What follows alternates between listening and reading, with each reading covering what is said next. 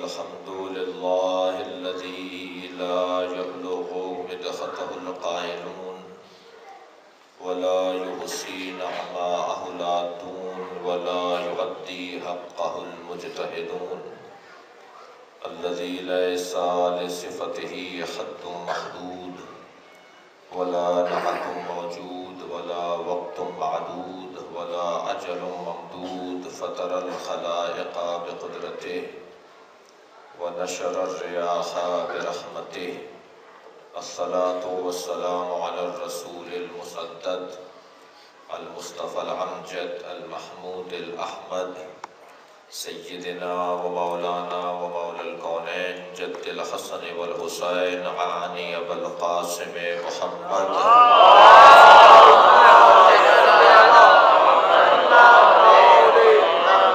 وآله الطيبين الطاهرين المعصومين الذين قال الله إنما يريد الله ليذهب عنكم الرجس أهل البيت ويطهركم تطهيرا.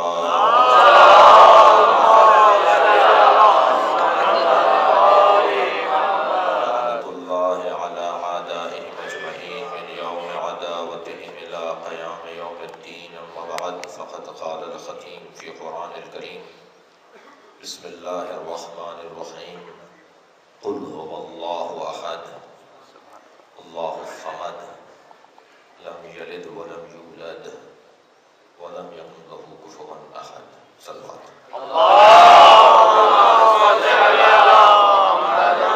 عليه محمد. ایک سورہ فاتحہ اور 3 مرتبہ سورہ اخلاص. توحید قرآن مجید کا ایک جامع سورہ. قرآن کے بعض سوروں کو سورہ جامع کہا گیا ہے، جس کا مقصد یہ ہے کہ پورے قرآن کا اگر کوئی سورہ ایک جگہ فائدہ پہنچا رہا ہو تو اسے سورہ جامع کہا جاتا ہے. سبحان اللہ. قرآن مجید کتاب ہے اور اس کا لکھنے والا اللہ ہے، اور ہر کتاب کسی موضوع پر لکھی جاتی ہے. اس کتاب کا بھی موضوع ہے اور اس کتاب کے موضوع کو انسان کہا جاتا ہے. یہ انسان کے موضوع پر لکھی گئی کتاب ہے اور جو کچھ اس میں لکھا گیا ہے اس کا تعلق بہرحال انسان سے ہے، اور انسان کے جتنے بھی مسائل اور مشکلات اور موضوعات ہیں ان میں ایک اساسی موضوع ہے تصور کائنات، جسے آپ کہتے ہیں آئیڈیالوجی. تصور کائنات کس دید سے اس دنیا کو دیکھ رہا ہے، اس کی اینک کیا ہے، وہ اس کائنات کو کس اینک سے دیکھ رہا ہے. وہ اسے مادی اینک سے دیکھ رہا ہے یا الہی اینک سے دیکھ رہا ہے. وہ اس پوری کائنات کو ایک ایٹم کا نتیجہ کہتا ہے، ایک دھماکے کا اثر کہتا ہے، ایک تصادف کہتا ہے، ایک حادثہ کہتا ہے، یا اس کائنات کو حکمت کہتا ہے، رہنمائی کہتا ہے، امامت کہتا ہے، عقل کی کرشمہ سازی کہتا ہے اور عدل کا عنوان کہتا ہے. یہ طے کرنا ہوگا کہ انسان کس دید سے اس کائنات کو دیکھ رہا ہے. بس جو جسے پسند کرتا ہے زندگی بھی اسی کے مطابق گزارتا ہے. جس کی پسند ہوگی اسی کے مطابق وہ زندگی گزارے گا. اور یہ میرے الفاظ نہیں ہیں، یہ مولا علی کے الفاظ ہیں. مولا نہج البلاغہ میں فرماتے ہیں قیمت کل امرئ ما یحسن. ہر انسان کی قیمت وہی کچھ ہے جسے وہ چاہتا ہے. سبحان اللہ. اس کی قیمت کا اندازہ لگانا ہے تو دیکھو وہ چاہتا کسے ہے. میں آپ کی محترم سماعتوں کے لیے ایک جملہ یہی کہتا ہوا گزر جاتا ہوں، خود اندازہ کیجئے کہ کون علی کو چاہتا ہے اور کون فلاں کو چاہتا ہے. یہیں سے اندازہ ہوگا کہ اس کی قیمت کیا ہے. ایک صلوات بھیجے محمد و آل محمد.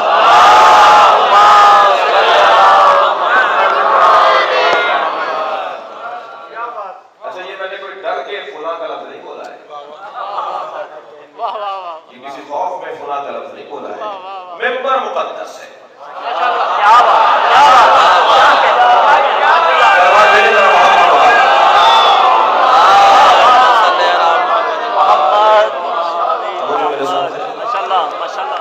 میں بھی تمہیدی بیان سے اپنے موضوع کو مکمل گزاروں. ہر انسان کی قیمت وہ شے ہے کہ جسے وہ چاہتا ہے, جسے وہ پسند کرتا ہے. تو اب اس پوری کائنات کو کس بیچ سے دیکھ رہا ہے؟ وہ مادی اینک سے دیکھ رہا ہے یا الہی اینک سے دیکھ رہا ہے؟ اور یہی اس کے تمام تر رویوں کو طے کرے گا. اگر مادی اینک سے دیکھ رہا ہے تو رویے کچھ اور ہوں گے, روش کچھ اور ہوگی, طریقے کچھ اور ہوں گے, جینے کا انداز کچھ اور ہوگا, معاملات کو طے کرنے کا انداز کچھ اور ہوگا. اگر الہی دید ہے تو اسی کے مطابق چل جائے گا. اچھا جن سے میں مخاطب ہوں یہ طے ہے کہ وہ حسین سے محبت رکھتے ہیں. یہ متفقہ مسئلہ ہے اس مجمع کا. اگر فرض کیجئے کہ اس کے اندر کوئی فرض کیجئے غیر شیعہ بھی بیٹھا ہے, غیر مسلم بھی بیٹھا ہے, صحن مسجد میں بیٹھا ہے, اور صحن مسجد کے حکم میں نہیں ہوتا, تو وہ یہ تو طے کر کے آیا ہے کہ وہ حسین سے محبت کرتا ہے. سبحان اللہ. اور یہ ہمارے بزرگوں کا ہم پر احسان ہے کہ انہوں نے مسجد علیحدہ بنائی ہے اور امام بارگاہ علیحدہ بنایا ہے. میں ایک جملہ اور کہہ دوں کہ ہم نے دین پر زیادہ خرچہ کیا ہے. مدرسہ تم بھی بناتے ہو, مدرسہ ہم بھی بناتے ہیں, مسجد تم بھی بناتے ہو, مسجد ہم بھی بناتے ہیں. ہم نے دین اسلام کے اوپر خرچہ زیادہ کیا ہے. ہم امام بارگاہ بھی بناتے ہیں. امام بارگاہ میں کیا ہوتا ہے بھائی؟ تبلیغ. جو مدرسے کا کام ہے, جو مسجد کا کام ہے, وہی کام امام بارگاہ کا ہے. البتہ اس کے اندر ایک تھوڑی سی ظرافت پائی جاتی ہے, اور ظرافت یہ ہے کہ امام بارگاہ حسین کا خیمہ ہے, ہر آنے والے حر کے لیے کھلا ہے.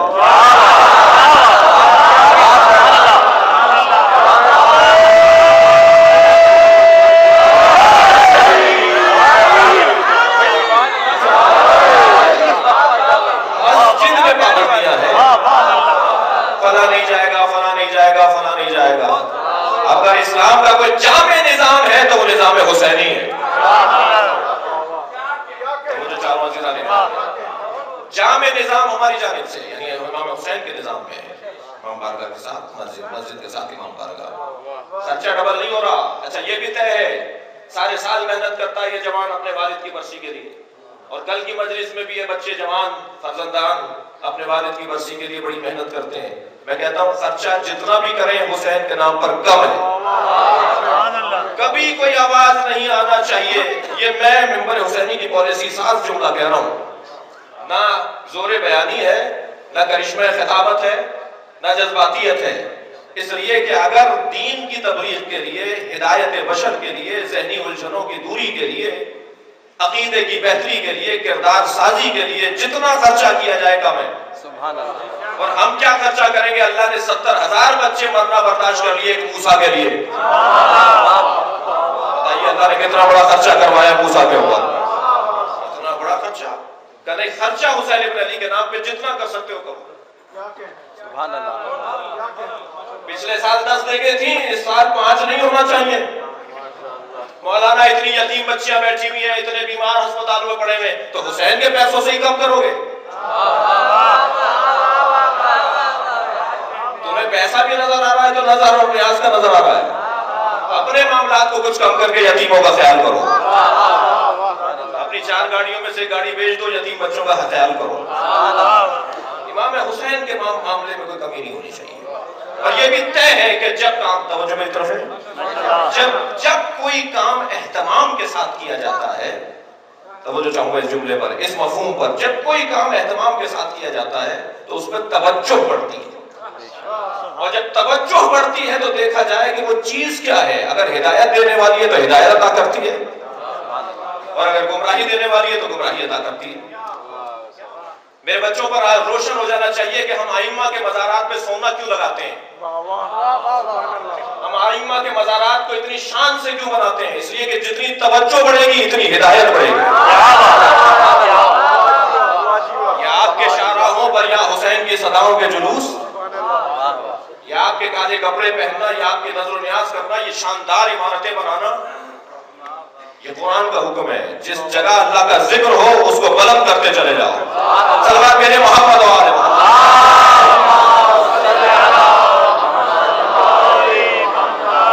ہر جو اللہ کے ذکر کے لیے بنائے جاتے ہیں انہیں سر بلند ہونا چاہیے، شان سے ہونا چاہیے۔ میں اپنے گھر کا سامان بیچ کر اپنے امام بارگاہ کو بنواؤں، میں اپنے معاملات کو کم کر کے عزاداری میں حصہ بڑھاؤں، اس کو کم نہیں ہونا چاہیے، اس میں اضافہ ہونا چاہیے، اس میں بڑھوتی ہونی چاہیے، اور جتنا اس میں اضافہ ہوتا چلا جائے گا اتنی توجہ بڑھے گی۔ شاید اور روشن مثال دے دیتا ہوں، اگر آپ تھکے ماندے اپنے آفس سے، اپنے نوکری سے، اپنی مزدوری سے لوٹے اور آپ نے نماز پنجگانہ میں اپنے گھر کے نماز کے لیے مصلی بچھایا اور اسی بدبودار کپڑوں کے اندر، اسی بغیر تبدیل کیے ہوئے لباس میں آپ نے نماز پڑھنا شروع کی بگڑے ہوئے بالوں کے ساتھ، تو بچے سے توقع مت رکھیں کہ وہ محبت کرے گا نماز سے۔ تو یہ گلہ مت کیجئے کہ نمازی کیوں نہیں ہو رہی ہماری نسل، لیکن اگر آپ نہائیں گے، کپڑے اچھے پہنیں گے، حجرے سے کپڑے پہن کے آئینے کے سامنے کھڑے ہو کے بال بنا رہے ہیں، پرفیوم لگا رہے ہیں، تو بچہ پوچھے گا ابا کسی دعوت پہ جا رہے ہیں؟ کہاں بیٹا دعوت پر جا رہے ہیں۔ کہاں دعوت ہے؟ کہا وہ جو مصلی بچھایا ہے وہ ہماری دعوت ہے۔ آپ یقین رکھیے بچہ نمازی بنتا چلا جائے گا۔ صلوات میرے محمد و آل محمد۔ جتنا اہتمام سے کوئی کام کیا جاتا ہے اس پہ توجہ بڑھتی ہے۔ یہ تب طے کرنا ہے کہ یہ پوری کائنات کو کس دید سے دیکھ رہے ہیں۔ الہی آئیڈیالوجی ہے، مادی آئیڈیالوجی ہے، الہی تصور کائنات ہے یا مادی تصور کائنات ہے۔ میں کہتا ہوں کہ جتنی محنت مولا علی نے اور امام حسین نے عقیدہ توحید کے لیے کی ہے کسی اور موضوع کے لیے نہیں کی۔ میں جملہ اور بہتر کرتا ہوں، ہر خطیب کا ایک پسندیدہ موضوع ہے۔ ابرار بھائی کو بھی، شادمان بھائی کو بھی، ان کو اپنے پسندیدہ کلام ان کے پاس ہیں، محسن بیٹھے ہیں اور پڑھنے والے تشریف فرمائیں۔ فلاں حافظ کفایہ صاحب معراج بڑی اچھی پڑھتے تھے جی، نقطن صاحب فلسفہ بہت اچھا پڑھتے تھے۔ ہر ایک کا ایک پسندیدہ موضوع ہے۔ مولا علی کا پسندیدہ موضوع کیا ہے؟ جب علی بولتے ہیں تو چڑھ کر بولتے ہیں، عظمت سے بولتے ہیں، اونچا بولتے ہیں، وہ موضوع ہے عقیدہ توحید، پسندیدہ ترین موضوع۔ چند لوگ بیٹھے ہوئے باتیں کر رہے ہیں، کہہ رہے ہیں کہ ادبیات کے اندر اور خطابت کے اندر سب سے زیادہ مشکل خطاب وہ ہے کہ جو بغیر الف کا ہو، یعنی کوئی خطاب کرے اور پورے خطاب میں کوئی لفظ ایسا استعمال نہ کرے جس میں الف آئے۔ مولا حساب کتاب فرما رہے تھے، کچھ فاصلے پر تشریف فرما تھے، حضرت مرتضی تھا، کیا کہا کہ مولا مشکل کلام وہ ہے جو بغیر الف کے کہا جائے۔ حضرت نے فرمایا علی کے لیے سب سے آسان ہے۔ سبحان اللہ، سبحان اللہ۔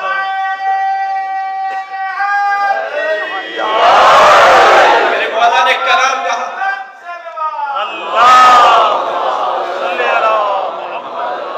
میرے مولا نے کلام کہا، 1000 سے زیادہ الفاظ ہیں جس میں بغیر الف کا خطبہ، اور اس کا موضوع ہے توحید۔ سبحان اللہ۔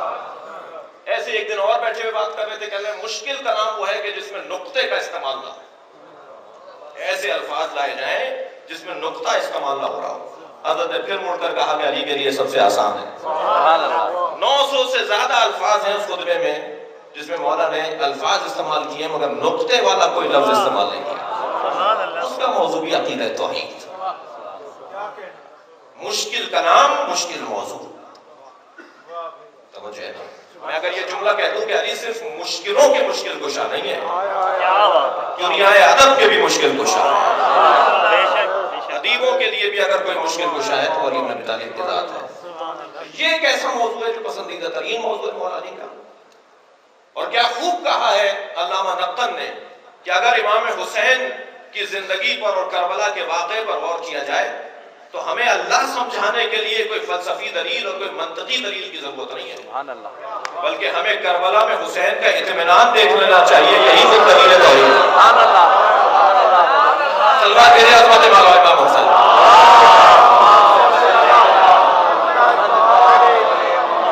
یہ خود دلیل توحید پروردگار ہے کہ حسین مطمئن ہے۔ میرے بھائی جناب مختار فتح پوری نے جو آخری کلام سے پہلے کلام امام حسین کی عظمت کا حسین جیت گئے، اس لیے کہ اللہ کی توحید کو ثابت کر گئے۔ یہ دونوں بابا اور بیٹے کا دونوں کا پسندیدہ موضوع ہے۔ قل هو اللہ احد۔ اے میرے حبیب تھکے تو نہیں ہیں؟ سبحان اللہ، سبحان اللہ، سبحان اللہ۔ قل هو اللہ احد۔ اے میرے حبیب تم کہہ دو وہ اللہ احد ہے۔ یا اللہ یہ قل سے کیوں کہلوا رہا ہے؟ آیت شروع ہوتی هو اللہ احد هو الحی الذی لا يموت هو الحی القیوم۔ بہت ساری اور آیات ہیں جو ہوا سے شروع ہوئی ہیں۔ جواب آئے گا میں وہ اللہ نہیں چاہتا جو محمد کے بغیر ہو۔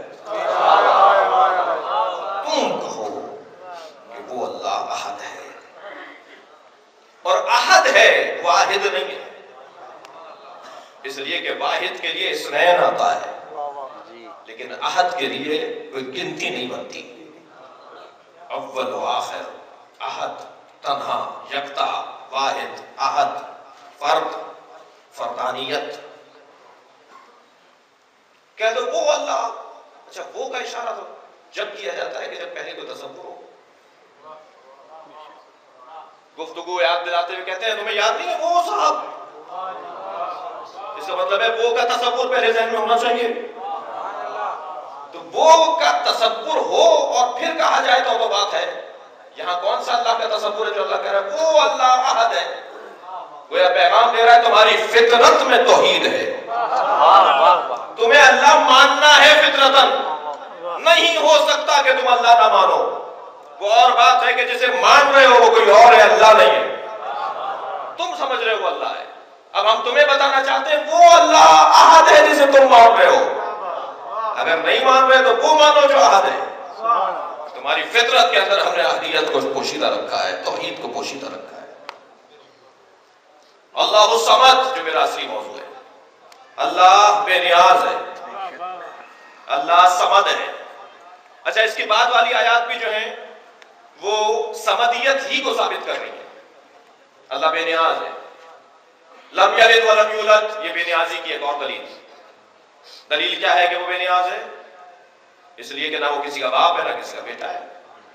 باپ بیٹے کا محتاج، بیٹا باپ کا محتاج۔ اللہ الصمد، اللہ بے نیاز ہے۔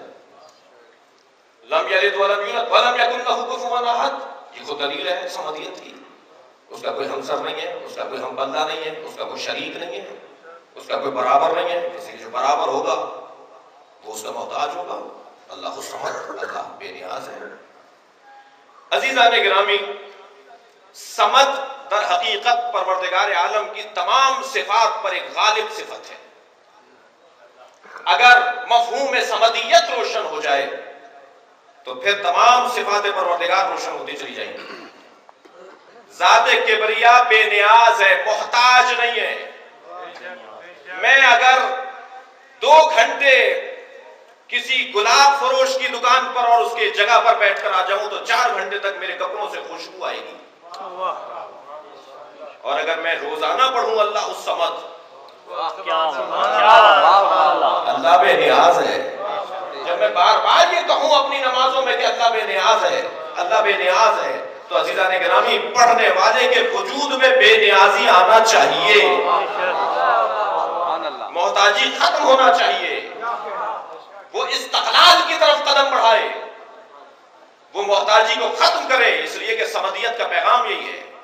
اب کتنے مسلمانوں نے اللہ الصمد سے اپنے آپ کو صمد بنایا، اس کا مجھے کوئی اندازہ نہیں ہے، مگر مجھے اتنا پتا ہے کہ علی بن ابی طالب ان میں ایک فرد واحد ہے جنہوں نے اپنے پورے وجود سے ثابت کیا ہے کہ جو اللہ الصمد پڑھتا ہے وہ کسی کا محتاج نہیں ہوتا۔ ساری ساری دنیا اس کی محتاج ہوتی ہے، وہ کسی کا محتاج نہیں ہوتا۔ میں نے ایک جملہ کہا کہ امام حسین نے اور مولا علی نے عقیدہ توحید کی خاطر بڑی قربانی دی، پیغمبر اکرم نے بھی ایسے ہی کیا، اس لیے کہ پیغمبر اکرم کی اصلی قربانی ہے۔ ان دونوں ہستیوں نے پیغمبر کی قربانی کو آگے بڑھایا ہے، پیغمبر کے مقصد کو آگے بڑھایا ہے۔ کیا کہا پیغمبر نے؟ قولوا لا الہ الا اللہ تفلحوا، کہو لا الہ الا اللہ فلاح پا جاؤ گے۔ پیغمبر اکرم نے اگر یہ کہا ہوتا کہ کہو لا الہ الا اللہ فلاح پا جاؤ گے، تو در حقیقت پیغمبر یہ بھی کہنا چاہ رہے ہیں کہ سارے الہوں کا انکار کرو تب فلاح پاؤ گے۔ اگر پیغمبر نے یہ کہا ہوتا کہ لا کہہ دو الا اللہ، کہہ دو لا الہ، کہہ دو ایک اللہ کو مانتا ہوں، تو بھئی یہ 363 اللہوں کو تو پہلے ہی مانتے تھے، اللہ ماننے میں تو ویسے ہی غنی تھے، جسے چاہتے تھے اللہ مان لیتے تھے، جسے چاہتے تھے اللہ بنا دیتے تھے۔ ایک اور پیغمبر کا اللہ ایک اور صحیح، لیکن پیغمبر نے فرمایا پہلے انکار کرو،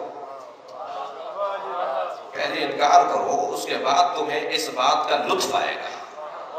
پہلے لا پھر الا اللہ، پہلے انکار پھر اس بات، میں مجلسی زبان میں کہوں پہلے تبرع پھر تولا، پہلے نجاست کی دوری پھر طہارت کے قبولیت، پہلے ہر اس چیز سے اپنے آپ کو بری کرو کہ جو اچھائی کو آنے سے روک رہی ہے، پہلے صفائی کرو، پہلے طہارت لاؤ، اور اس کے بعد کسی اچھی چیز کو قبول کرو۔ لا الہ الا اللہ، اور یہ لا الہ الا اللہ کا مفہوم عزیزان گرامی پیغمبر اکرم نے اس لیے دیا کہ لطف نہیں آئے گا اس وقت تک اللہ کو ماننے میں جب تک کہ باطل خداؤں کا انکار نہ ہو، اس لیے کہ جتنا دم ایک وحدہ لا شریک کے ماننے میں ہے اتنا ہی دم باطلوں کے انکار میں ہے، اور جو باطل کا انکار کرنے کی صلاحیت نہیں رکھتا وہ حق کو ماننے کی اہلیت بھی نہیں رکھتا۔ اور قربان جائیے نظام حسینی پر، پہلے ہے لا بیعت نہیں کروں گا، اور پھر ہے اس بات کہ اللہ کے وجود کو سمجھ میں آنا چاہیے۔ اور خواجہ اجمیری نے اور ویسے بھی صوفیاء کرام نے اور خاص طور پر صاحبان دقت نے امام حسین کو جب دیکھا ہے تو اسی دید سے دیکھا ہے جس دید سے میں دیکھ رہا ہوں۔ علامہ اقبال نے دیکھا ہو یا خواجہ معین الدین چشتی نے دیکھا ہو، اسی دید سے دیکھا ہے جو اس وقت کا موضوع ہے۔ خواجہ معین الدین چشتی کیا کہہ رہے ہیں؟ بہت معروف روایی ہے، شاست حسین بادشاہ است حسین، دی است حسین دی پناہ است حسین، سردار نداد دست در دست یزید، حقا کی بنا لا الہ است حسین۔ اللہ اکبر۔ یہاں پر معین الدین چشتی نے بڑا احسان کیا ہے، ان 4 مصروں میں 5 مرتبہ حسین کہا ہے۔ محمد حسین ہے، فاطمہ حسین ہے، علی حسین ہے، حسن حسین ہے، حسین حسین، صلوات بھیجے محمد والے۔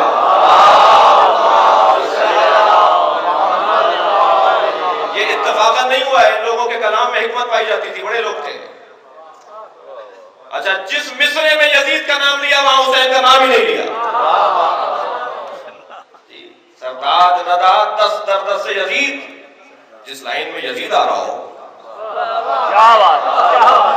اور معین الدین چشتی حسین کا نام نہیں لیں گے۔ پہلے 2 مصروں میں بھی کہہ دیا، چوتھے مصر میں بھی کہہ دیا، تیسرے مصر میں یزید کا نام ہے اس لیے حسین کا نام نہیں آئے گا، برابر نہیں رکھیں گے۔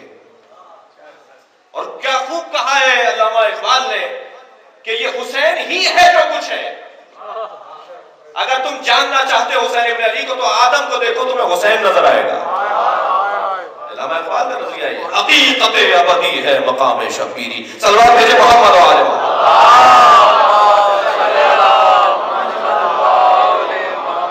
جتنے بھی تمہیں نبی ملیں گے، حضرت ابراہیم حسین ہے، حضرت اسماعیل حسین ہے، یہ سب حسین ہے، حسین کے علاوہ کچھ اور نہیں ہے۔ یہ اللہ نے حسین کی تصویریں بنائی ہیں، جن کو کسی کو آدم کہا ہے، کسی کو نوح کہا ہے، کسی کو ابراہیم کہا ہے۔ حقیقت ابدی ہے مقام شبیری، بدلتے رہتے ہیں انداز کوفی و شامی، باطل تصویریں بدلتا ہے، حق تصویر نہیں بدلتا۔ وہ کبھی یزید بن کر آتا ہے، کبھی وہ نمرود بن کر آتا ہے، کبھی حامان و شداد بن کر آتا ہے، مگر حسین میں حسین ہی رہتا ہے، حسین تبدیل نہیں ہوتا۔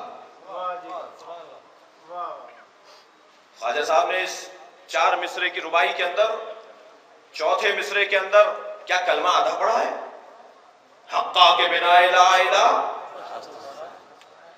خواجہ صاحب کلمہ تو الا اللہ کے ساتھ مکمل ہوگا. ضرورت شعری تھا یا حقیقت بیان کر؟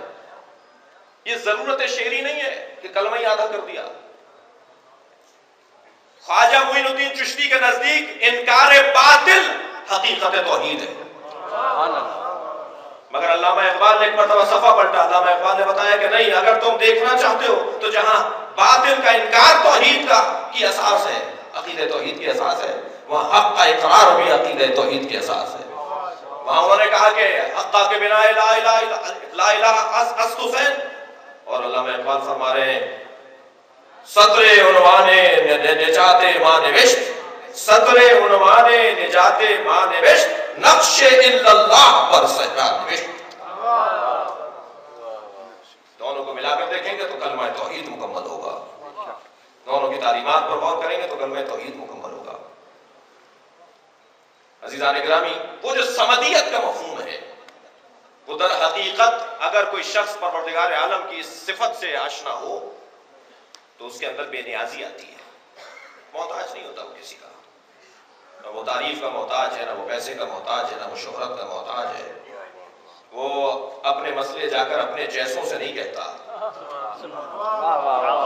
وہ اپنے مسئلے جا کر مصلے پر بولتا ہے، علم کے سامنے بولتا ہے، زیارت معصوم کے موقع پر بولتا ہے. اس لیے کہ اپنے جیسے سے جا کر اگر اپنا مسئلہ بیان کرنا ہے تو اللہ حدیث قدسی میں کہتا ہے ایسا شخص میری شکایت کر رہا ہوتا ہے. بے نیازی، محتاجی سے نکلنا. میرے مولا جب چوتھے دور خلافت میں اپنی کرسی پر آ کر تشریف فرما ہوئے اور میرے مولا نے آنے کے بعد بیعت لینا شروع کی تو حضرت مالک اشتر فرماتے ہیں کہ میں نے دیکھا کہ مسجد نبوی میں ایک شخص داخل ہوا جسے علی کے علاوہ کوئی پہچان نہیں رہا، اور مولا نے اس کا احترام کیا، اپنے ساتھ بٹھایا. کچھ دیر گفتگو کرنے کے بعد جب وہ جانے لگے تو مولا نے ان کو احترام سے رخصت کیا. اس اجتماع کے بعد مالک نے سوال کر دیا، مولا یہ کون تھے جو آئے تھے آپ سے ملنے؟ حضرت نے فرمایا کہ اللہ کے نبی خضر تھے جو مجھ سے ملنے کے لیے آئے تھے.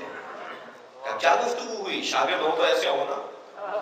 مولا گفتگو کیا ہوئی؟ فرمانے لگے خضر آئے تھے، اور خضر نے آنے کے بعد کہا کہ اے علی خوشی کا موقع ہے، میں آپ کو ہدیہ دینا چاہتا ہوں.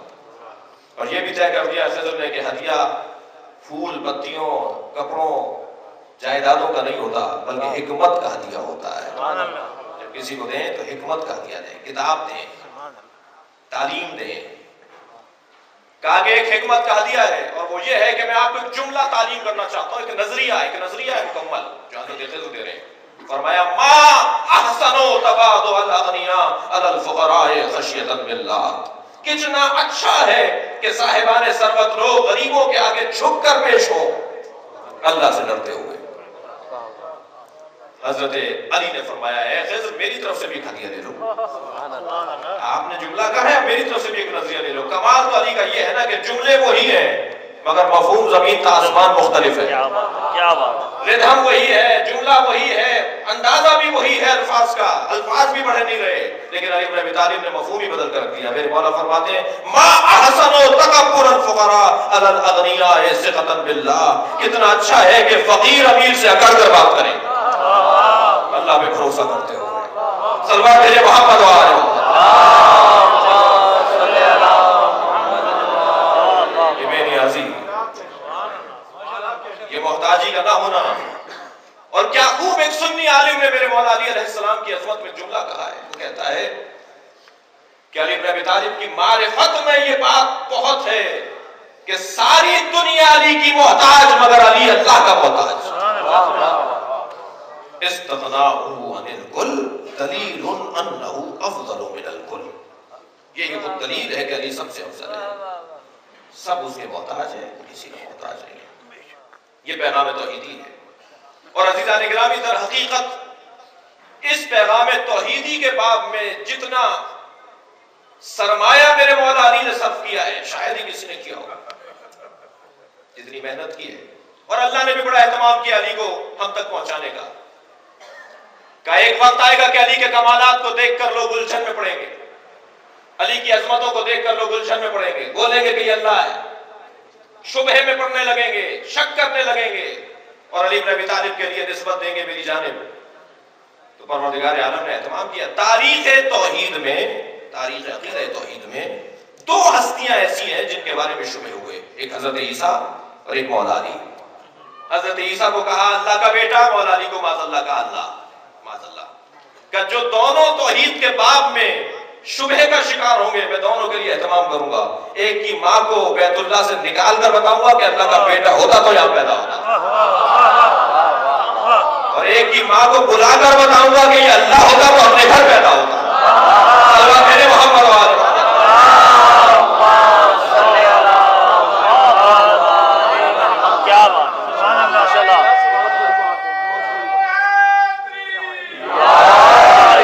توحید کی تاریخ میں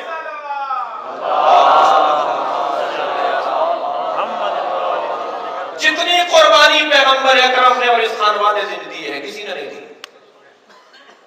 کب کہہ رہے ہیں حضرت عیسیٰ انی عبداللہ، میں اللہ کا بندہ ہوں؟ جب اللہ کو مانا جاتا تھا. بھائی تعدد الہ کا زمانہ نہیں ہے، ہر ایک کو اللہ نہیں مانا جا رہا.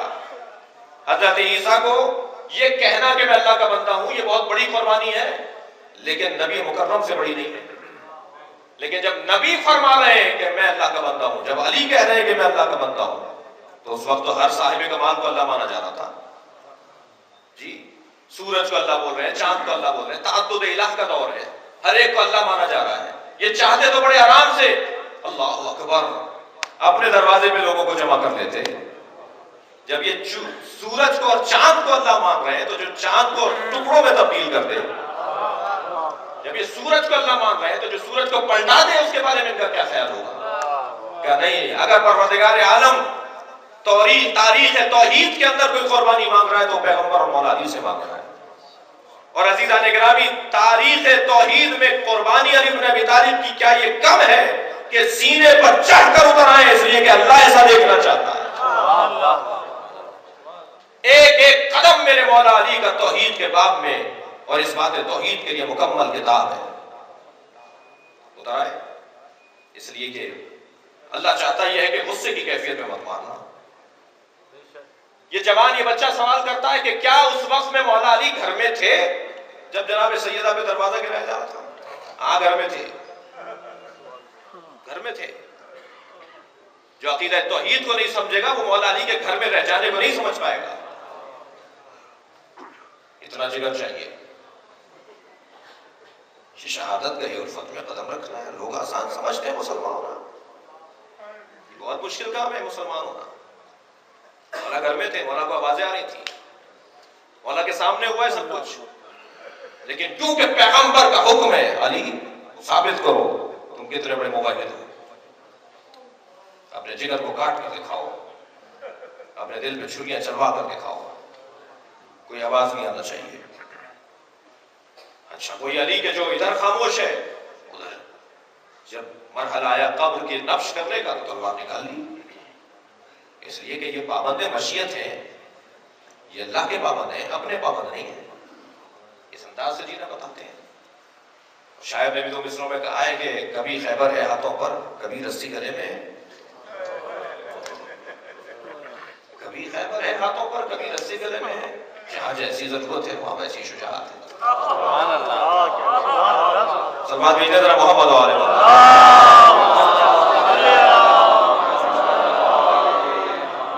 یہ انداز ہے ان کا دیکھنے کا، بولنے کا. جنگ صفین، جنگ نہروان، جنگ جمل، ان تینوں جنگوں میں، وہ جنگیں جو پیغمبر اکرم کے زمانے میں پیش آئیں ان میں بھی تمام تر تصویریں توحید کے باب کی ہیں، اور ان جنگوں میں بھی ایسا ہی ہے. مجال نہیں تھی کوئی علی بن ابی طالب کا مقابلہ کر سکے. لیکن میرے مولا نے جس مرحلے میں دیکھا کہ اللہ ایسا چاہتا ہے تو ایسے کر کے دکھائیں گے، اللہ ویسا چاہتا ہے تو ایسا کر کے دکھائیں گے. خود پورا میرے مولا کا جو دور خلافت ہے خود مکمل دلیل توحید ہے. عزیزان گرامی ذرا محسوس کیجئے گا اخلاص اور سچائی اور اللہ کے حضور اپنے آپ کو پیش کرنے کی سب سے بڑی مثال مولا علی بن طالب کی ہے. اور وہ طبقہ جو ہمارے بارے میں یہ سوچتا ہے، جو ہمارے باب میں یہ کہتا ہے کہ عقیدہ توحید ان کا ٹھیک نہیں ہے، میں ان سے مخاطب ہوں. تم ہمیں نہیں بتاؤ گے کہ عقیدہ توحید کیا ہے. اس لیے کہ ہم نہج البلاغہ رکھتے ہیں، صحیفہ سجادیہ رکھتے ہیں، ہم مولا کائنات کے اقدامات کو اپنے پیش نظر رکھتے ہیں۔ تم ہاتھ پیروں والا اللہ مان کر بھی موحد رہو اور ہم نہج البلاغہ رکھ کر بھی مسلمان نہ ہو۔ کیا بات ہے۔ ہمیں کوئی نہیں بتایا کہ کون عقیدہ توحید کیا رکھتا ہے اور کیسا ہونا چاہیے۔ مکمل نہج البلاغہ کی کتاب مولا علی کی عقیدہ توحید پر مشتمل ہے۔ پہلا خطبہ مولا کا نہج البلاغہ کا عقیدہ توحید، محور علی کی زندگی کا عقیدہ توحید۔ اور پھر جب وراثت میں مال منتقل ہوتا ہے تو اولاد اگر وارث اور اولاد اگر حقیقی وارث ہے تو وہی کچھ کرتی ہے کہ جو مورث نے کیا ہوتا ہے۔ کبھی غور فرمایا کہ اتنی بڑی بڑی مصیبتوں پر ان کے چہرے پر اطمینان کیوں ہوتا تھا؟ اس لیے کہ ان کی اپنی چیز کچھ نہیں ہوتی تھی، جو لیا ہے وہ مالک نے لیا ہے۔ ہم نے کوئی جگہ خریدی اور اس پلاٹ کے اوپر مکان بنانا شروع کیا، بڑے چاؤ سے مکان تیار کیا، بڑا خرچہ کیا، بڑا سرمایہ لگایا، سالوں ہم نے مکان تیار کیا، اور اس کے بعد ایک دن طے ہوا کہ اب کل اپنے مکان میں منتقل ہو جائیں گے۔ نصف شب دروازے پہ دستک ہوئی، دیکھا کچھ لوگ بڑی بڑی گاڑیوں میں آئے کھڑے ہیں۔ کون ہے؟ کہا سرکار کی طرف سے آئے ہیں، یہ جو آپ نے 2 گلی بعد اپنا مکان بنایا ہے اسے ہم خریدنا چاہتے ہیں۔ بھائی ہم نے تو بڑی محنت سے بنایا ہے کہ آپ نے جتنا خرچہ کیا ہے ہم اس کے 2 برابر دینے کو تیار ہیں، ساتھ میں سرکار کے نزدیک بھی آپ کا مقام اور آپ کی منزلت ہوگی، لہذا جلدی فیصلہ کیجئے، آپ اس کے کاغذات ہمارے حوالے کیجئے اور یہ مکان ہمارے حوالے ہو جائے اور رقم آپ ہم سے لے لیجئے۔ اب ہم سوچ رہے ہیں کہ اگر مکان نہیں بیچتے ہیں تو کیا نقصان ہے اور کیا فائدہ ہے۔ اسی اثنا میں خیال آیا کہ نہیں، 2 برابر پیسے بھی مل رہے ہیں، 4 برابر پیسے بھی مل رہے ہیں اور سرکار کے نزدیک کوئی مقام و منزلت بھی رہے گی۔ اب میں جس سرکار کو ذہن میں رکھ کے مثال دے رہا ہوں وہ یہ والی سرکار نہیں ہے جو مجبور ہے، میں اسی سرکار کو پیش نظر رکھ رہا ہوں کہ جو سرکار میرے مولا علی کے پیش نظر ہے۔ اب ہم نے طے یہ کیا کہ ہاں یہ مکان بیچ دینا چاہیے، ہم نے مکان بیچ دیا، رقم لے لی۔ جو مکان بنتے ہوئے دیکھ رہے تھے اور جل رہے تھے کہ یہ ترقی کیوں کر رہے ہیں، انہوں نے صبح جب آئی تو اس گھر کو آگ لگا دی۔ سارا شہر، سارا محلہ باہر نکلنے لگا، ارے بھائی گھر جل رہا ہے، کتنا اچھا بنایا تھا، کتنی محنت سے بنایا تھا۔ ہم بھی مجمع میں آ کے کھڑے ہو گئے، ہم بھی دیکھ رہے ہیں، وہ آگ لگانے والا بھی مجمع میں ہے، وہ کسی اور کو نہیں دیکھ رہا، ہمیں دیکھ رہا ہے اور اس کو پریشانی بڑھ رہی ہے ہمارے اطمینان پر۔ ہمارے چہرے کا اطمینان اسے پریشان کر رہا ہے۔ بھائی خرچہ تو ان کا ہوا ہے، دولت تو ان کی ہے، یہ مطمئن کیوں کھڑے ہوئے؟ اور ہم مطمئن اس لیے کہ اللہ نے بڑا ساتھ دیا، رات کو سودا ہو گیا۔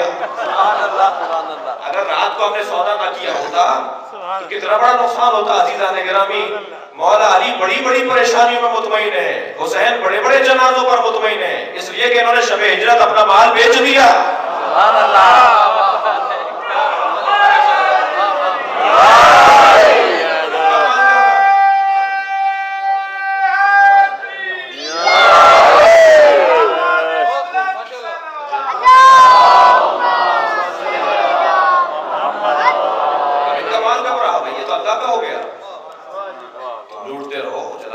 یہ جو جس نے گھر چلایا ہے اس پہ جب مقدمہ ہوگا تو مقدمہ کس کی طرف سے ہوگا؟ سرکار کی طرف سے ہوگا، جنہوں نے رات کو خرید لیا تھا۔ اب جملہ کہہ دوں، حسین کو مارنے والے مجرم اللہ کے ہیں، اہل بیت کو ستانے والے اللہ کے مجرم ہیں۔ کل قیامت میں حسین سے کوئی مقدمہ نہیں ہوگا، اللہ خود مقدمہ پیش کرے گا۔ تم نے میرا مال جلایا ہے، تم نے میری ملکیت کو مارا ہے، تم نے میری چیز کو ختم کرنے کی کوشش کی ہے، تم مجرم اللہ کے ہو۔ اور اب بھی کہتے ہیں کہ اللہ کا مجرم بھی ہو اور اللہ معاف بھی کر سکتا ہے، تو اللہ جانے۔ عزیزان گرامی، قصہ اللہ کا ہے۔ اب جب علی نے مال بیچ دیا تو اولاد کیا کرے گی؟ اولاد کا بھی وہ نہیں ہے، مال امانت ہے۔ وہی کام جو مولا علی نے کیا وہی حسین کریں گے، وہی حسن کریں گے، اور یہی کیا ہے میرے مولا امام حسین نے۔ عقیدہ توحید مکمل کتاب ہے کربلا کی صورت میں۔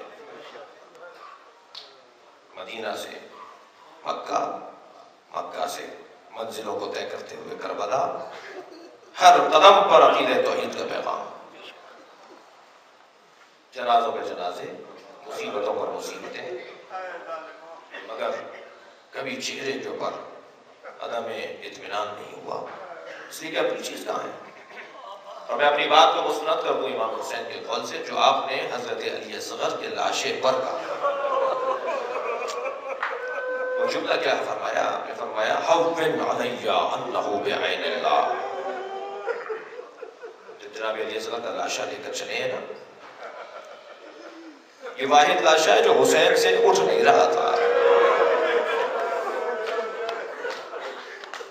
ہے بہت ننھے سے بچے کا لاشا، وہ حسین جو علی اکبر کا لاشا اٹھا رہا ہے، وہ حسین جو جناب قاسم کا پامال لاشا اٹھا کر لے آئے، اس حسین سے علی اصغر کا ننھا سا لاشا کبھی آگے جاتے ہیں کبھی پیچھے آتے ہیں، کبھی آگے جاتے ہیں کبھی پیچھے آتے ہیں، فرماتے ہیں انا للہ و انا الیہ راجعون۔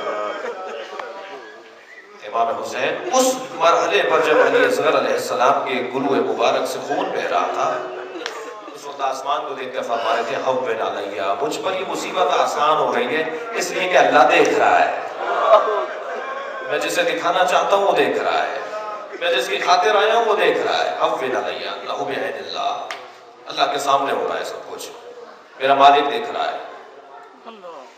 بڑا سخت مرحلہ ہے ذرا، چلیے کچھ دیر کے لیے اپنے ذہنوں کو کربلا لے چلیے۔ اس مجلس میں جناب علی اصغر کی مصیبت کا بیان بھی ہوا، لیکن میرا دل کر رہا ہے کہ میں ان مسائل کو آپ کے سامنے دہراؤں جس کو جناب زینب کبریٰ کے سامنے جب دہرایا جاتا تھا تو آپ کی آنکھوں میں آنسو آ جاتے تھے، اور وہ مسائل ہیں حسین کی رخصت کے مسائل۔ بڑا سخت مرحلہ ہے امام حسین کی رخصت کا، کچھ کم نہیں ہے امام حسین کی رخصت جناب علی اکبر کے جنازے سے،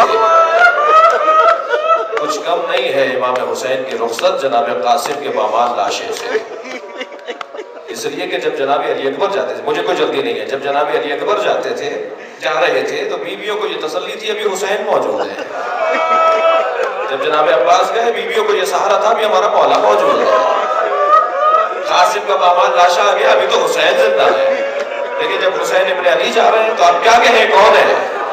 زین العابدین جو بستر علالت پر ہے، محمد باقر جو 3 سال کے ہیں، ہمارا مولا جا رہا ہے۔ امام حسین ایک بڑے خیمے میں تھے، بیویوں نے حلقہ باندھا ہوا تھا، کوئی بازو پکڑے کھڑی تھی کوئی دامن پکڑے کھڑی تھی، اور ایک چھوٹی سی بچی تھی جو پیروں میں بیٹھی تھی، اور امام حسین کے پیر اٹھانے نہیں دے رہی تھی، بابا ہمیں کس کے حوالے کیے جا رہے ہیں؟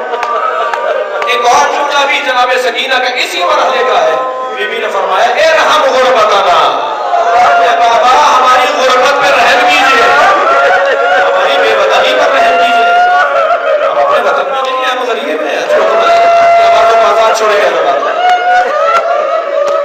امام حسین کا رخصت بہت بڑی مصیبت کا بیان ہے۔ جب امام نے اپنی بہنوں کو، اپنے گھر کی عورتوں کو، بیویوں کو رخصت دے دی تو خیمے کے در پر آئے ہیں اور قدم اٹھاتے ہوئے آگے بڑھ رہے ہیں، ذوالجناح گردن جھکائے کھڑا ہے، بڑی باوفا سواری ہے امام حسین کا، یہ گھوڑا امام حسین سے بڑی محبت کرتا ہے، گردن جھکائے کھڑا ہے۔ علامہ مجلسی نے بحر الانوار میں بہت صفحے لکھے ہیں ذوالجناح کے اوپر، آیت اللہ رسول محلاتی نے 20 صفحے ذوالجناح پر لکھے ہیں۔ امام حسین کی بات سمجھتا تھا، امام نے کبھی سے مارا نہیں، امام اشارے فرماتے تھے رک جائے رک جاتا تھا، امام فرماتے تھے چل یہ چل دیتا تھا، امام فرماتے تھے مجھے اترنا یہ گھٹنے ٹیک دیتا تھا۔ اللہ اکبر۔ جب امام گھوڑے کو لے کر میدان کربلا میں گئے تو امام کی ایک مرتبہ نگاہ پڑی کہ ذوالجناح کی زبان پیاس کی وجہ سے باہر ہو رہی ہے، تو میرے مولا نے جنگ کرتے کرتے ترائی کا رخ کیا اور گھوڑے کو پانی میں لے آئے اور پانی میں اتار کے فرمایا کہ پانی پی لے۔ ذوالجناح منہ نہیں لگا رہا پانی کو، ادھر حکم امام ہے، حکم امام ماننا واجب ہے، ضروری ہے۔ جب امام نے فرمایا پانی پی لے تو ذوالجناح نے ایک مرتبہ خیموں کی طرف رخ کیا، مولا کو اشارہ دے رہا، مولا آپ کی سکینہ پیاسی ہے، آپ کی زینب پیاسی ہے،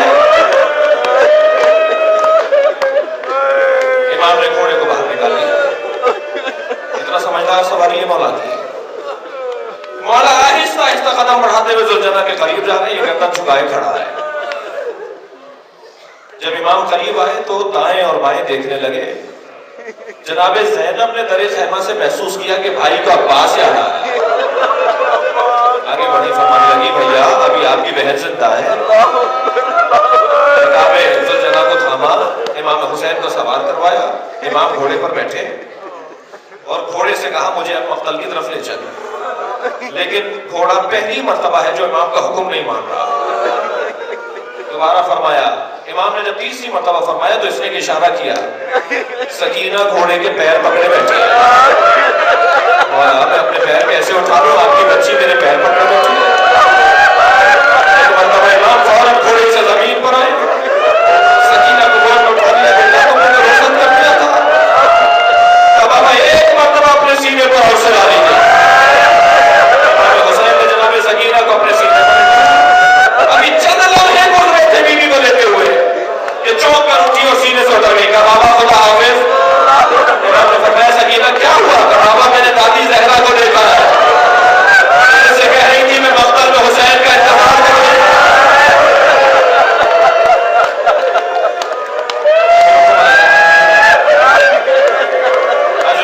خدا کسی کا اللہ سے پہلے بیٹھ کیسے رخصت لی ہے امام حسین نے. اب جو مسائل پڑھنے جاؤں ہزاروں وہ مسائل بہت سخت ہیں. کیسے رخصت لی ہے میرے مولا امام حسین نے بچیوں سے, بیویوں سے. گھوڑے پر آ کر بیٹھے ہیں, زلجنہ آگے بڑھنے لگا. آپ نے یہ سنا ہے نا کہ جب جناب علی اکبر جا رہے تھے تو انہوں نے محسوس کیا پیچھے کوئی چل رہا ہے. اچھا یہ تو ذاکرین اور خطبہ پڑھتے ہیں کہ چل رہا ہے, لیکن آواز آ رہی تھی کوئی دوڑ رہا ہے. محسوس ہو رہا تھا کہ کوئی پیچھے دوڑتا ہوا آ رہا ہے. جب جناب علی اکبر نے مڑ کر دیکھا بوڑھا باپ تھا جو چلتا ہوا, فوراً اتر آئے گھوڑے سے. بابا آپ نے تو رخصت دے دی تھی. فرمایا کاش تمہارے تم جیسا جوان بیٹا ہوتا, اب میں تم سے پوچھتا کہ کیسے پردے کی اجازت دی جاتی ہے. یہی کچھ کیفیت امام حسین کی رخصت کی ہے. جب امام حسین کا گھوڑا آگے بڑھنے لگا تو میرے مولا نے محسوس کیا کہ کوئی پیچھے چل رہا ہے. اگر آپ سوچیں گے کون چل رہا ہوگا, جب امام نے مڑ کر دیکھا تو ایک بہن ہے جو پیچھے پیچھے دوڑ رہی ہے. اور زینب پکار رہی ہے,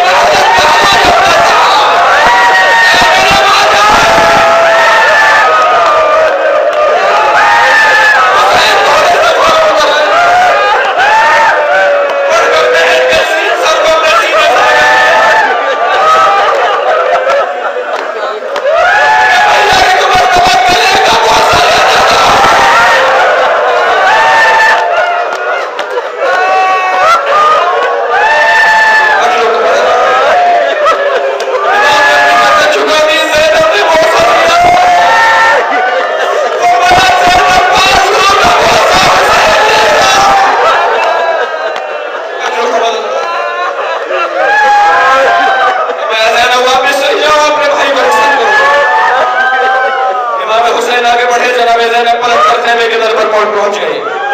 حسین کا گھوڑا جا رہا ہے, جناب ام کلثوم ایک خیمے کی طرف پہ کھڑی ہے, جناب زینب دوسرے خیمے کی طرف پہ کھڑی ہے. جناب ام کلثوم نے آواز دے کر کہا بہن زینب قریب آؤ.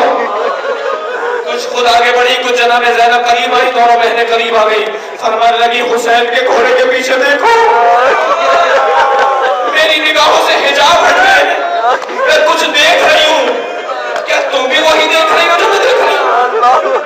جناب زینب نے غور سے دیکھ کر کہا بہن میں بھی دیکھ رہی ہوں. کہا بتاؤ تم کیا دیکھ رہی ہو؟ کہا ایک کالے